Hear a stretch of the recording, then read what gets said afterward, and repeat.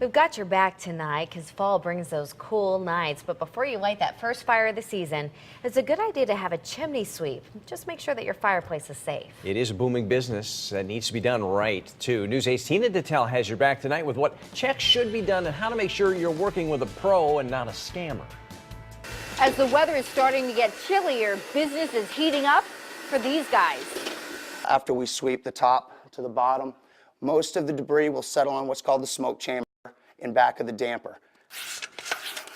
Before the first fire is lit, many are making sure their chimneys are clean and safe. You want to make sure that you remove the creosote that's built up from burning your wood. Brent Stewart says you can always take a look for yourself. It's going to be black, but what you want to make sure you don't have is like a tar-looking substance. But you may want to leave the chimney sweeping to these guys.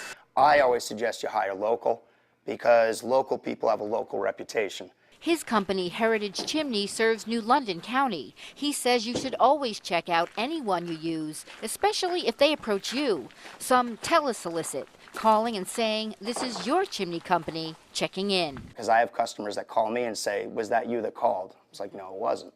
So the misrepresentation of calling maybe is something to look out for. Stewart suggests folks put a cap on the top of their chimney to keep water out and waterproof the brick, which is porous. As for wood, it's best to burn seasoned, dry oak or ash. Using hardwoods definitely helps the deposits that are in your chimney, the quality of them, and burns better and emits better heat.